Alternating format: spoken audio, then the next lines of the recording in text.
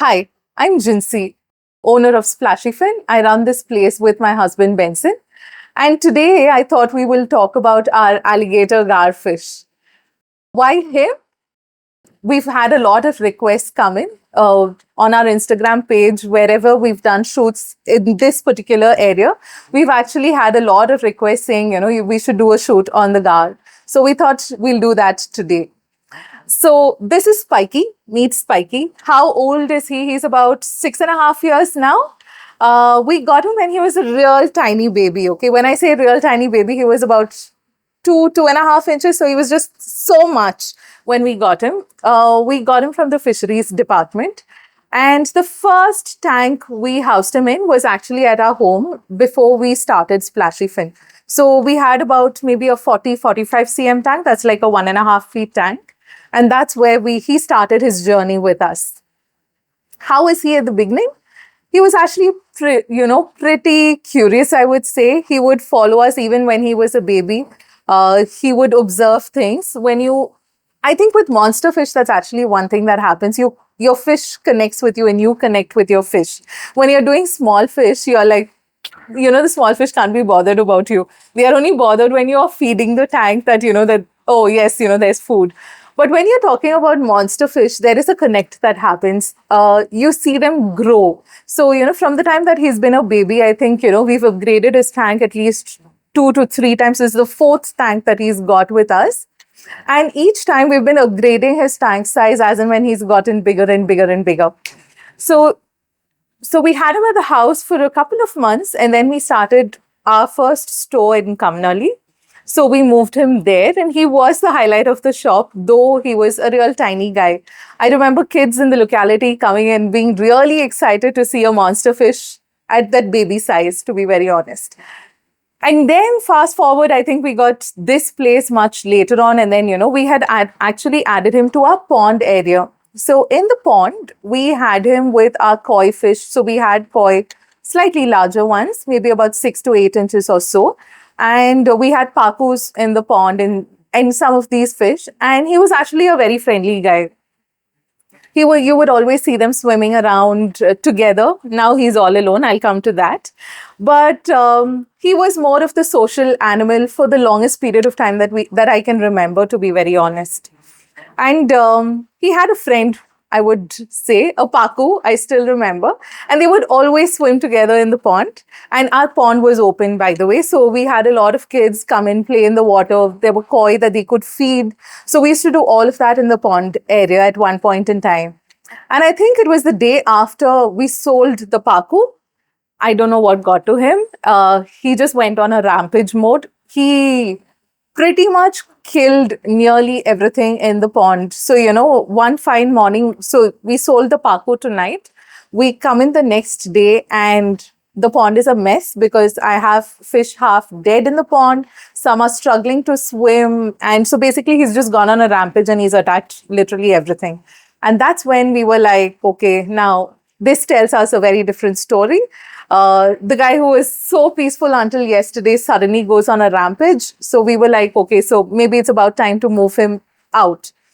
And one other incident that also kind of changed everything for us is we had one of our team members who was trying to take a video of him. He just held the camera and went really close, not close enough, at least according to me. But when he went really close to get to get a really nice shot of the gar, he actually jumped out of the water and he attacked him, okay? You should check out that video. It's there on our Instagram page where we've actually uploaded the video where a live attack by the gar sort of thing.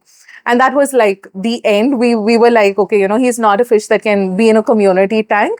And it also could have been dangerous because we do have a lot of kids come by the store, put their hands in the pond because of the koi fish that we had and things like that. And then, we decided to move him out. So we moved. He was about 8 to 10 inches at that point in time. And then we decided to move him into one of the larger tanks. So we have another section in the shop called our monster tank section. So these are pretty huge tanks and we kind of moved him there. He became the sole inmate of that tank at that point in time. And since then we have have tried introducing a couple of fish here and there with him. Nothing has really worked, to be very honest. He attacks them. So which is why you see him all alone in his tank right now. Even in the monster tank that we added him, there have been instances where he's jumped out of the tank. Okay, so there was this one day. So we had netted out the monster area so that kids don't have access to putting their hands into these tanks and things like that. We had put out a word of caution. We had put out posters saying, do not touch this tank, be cautious, and things like that. And I still remember it was a Sunday morning and a family walked in and they came up to me and they said, "Ma'am, you have a huge poster there which says, do not touch, be cautious, and all of that. But I don't see anything inside the tank." And we were like, what? Like, he was a big fellow at that point in time. So I was like, you can't see such a big fish, was honestly the thought process that went through my head. But nevertheless, I said, okay, let's go find him. We come to the tank only to realize that the tank was empty. And at that point in time, honestly, I freaked. Because I was like, what happened? Because, there was absolutely no sign of him anywhere. Though at the same point in time, I could get that fishy smell, that stench when a fish is dead. I looked into the other tanks to see if he had by any chance jumped into any of the other tanks. There was no sign of him. And then you look under and he's there right at the bottom. He has already done his round of thrashing. We had metal racks over there. So he was bleeding out over there and things like that. So it was I would call it a bloody affair. But yeah, it was scary to kind of see the entire mess. We called the team quickly. We weren't sure if he was alive at that point in time, to be very honest. My heart sank to see that because honestly, we didn't know for how long he had been out of the tank. So we called the team, we got a large net. We tried moving him and then he thrashed. So he was still alive. So all that we did was we just picked him from the ground, put him back into the into the tank and, he just thrashed. The water was kind of filled with blood. So it was kind of a reddish tank at the end of the day. But, and we weren't sure whether he would make it, to be very honest, because he had hurt his nose. So there was bleeding on his nose. There was terrible bleeding happening at his tails, towards the fin area. It looked like he had broken a bone in his snout. It kind of looked dislodged to us when we picked him and we put him into the tank. And we contacted the fisheries department immediately because we really wanted to save him. It was about maybe 1.5, 2 years at that point in time since we had got him. And I think at that point in time, we were also quite attached to this fellow.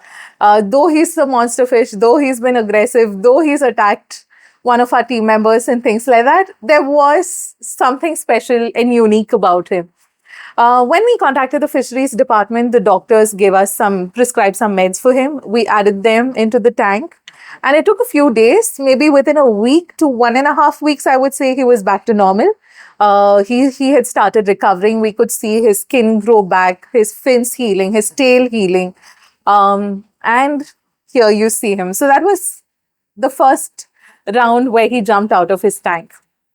The second one happened. So we felt that he had outgrew that tank as well at some point in time. And that's when we upgraded to this tank. This tank was originally not here. For those of you who've been coming by the store, you would know that, we had moved him upstairs to the first floor. And we had named that entire area as the Gar area. And he was the highlight over there. So we had built out this huge tank for him and this had become his home. People who come to the store would go up all the way just to see him because, everyone loved him for some reason. And his second round of jumping happened. So this has happened at night when we were not here. We actually still have a very strong lid. It's made out of wood plus reinforced with sunboard and things like that. But at some point in time at night, he has jumped out of the tank. And this happens to be at a time when I didn't come into the store the following morning. It was only Benson who had come in. He takes a picture of the Gar and he sends it to me.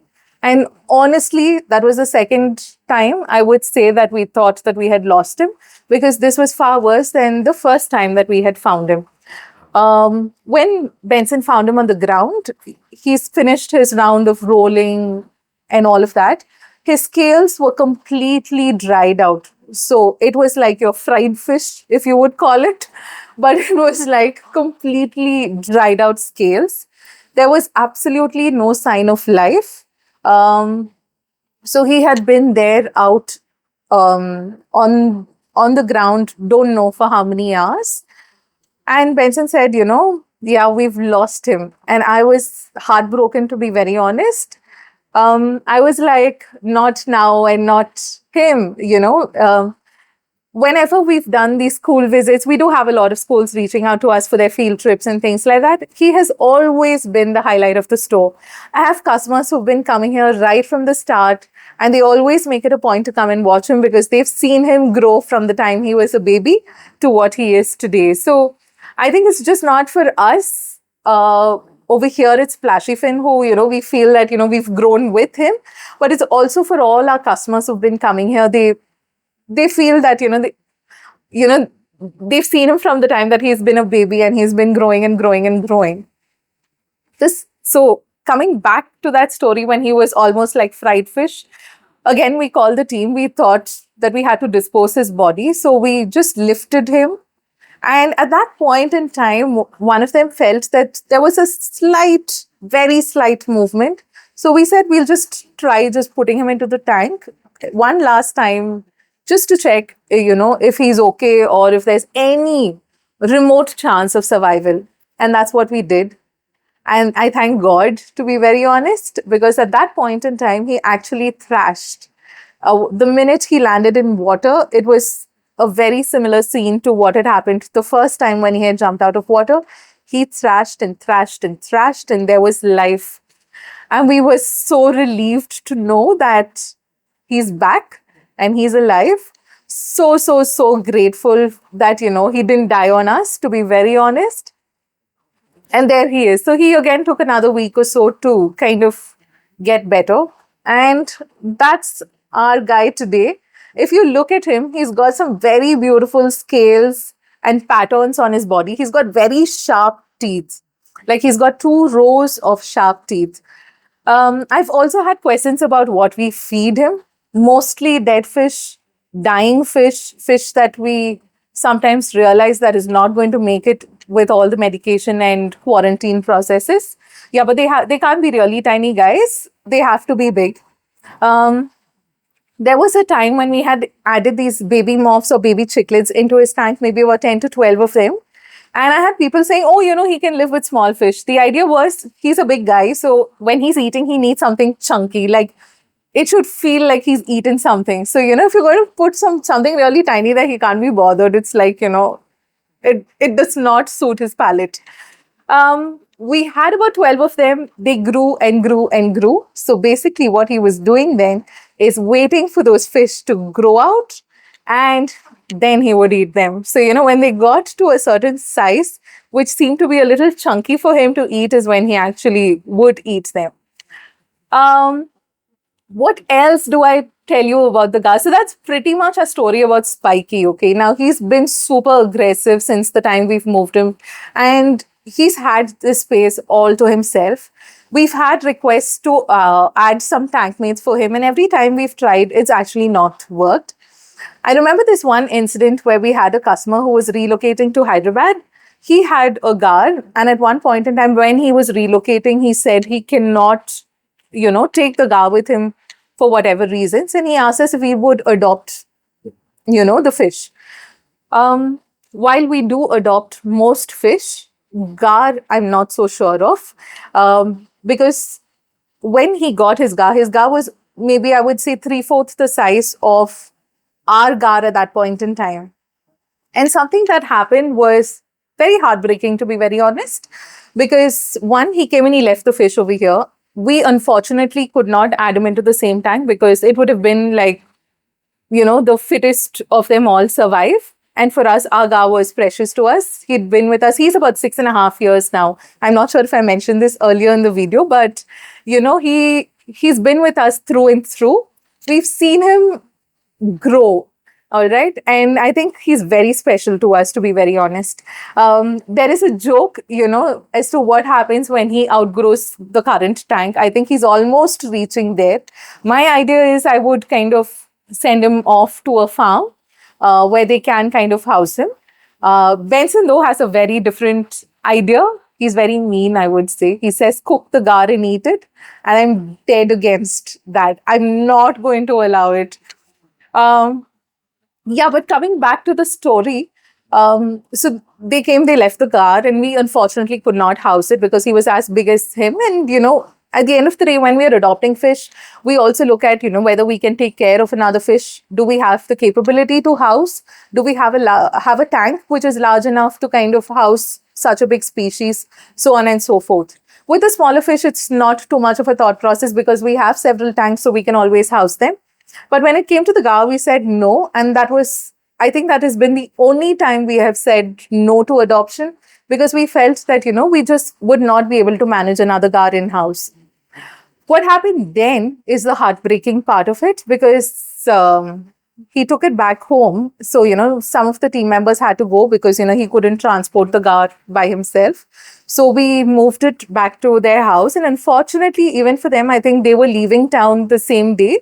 And they did not have the time or whatever it was to kind of connect with probably someone else who could probably help them out at that point in time.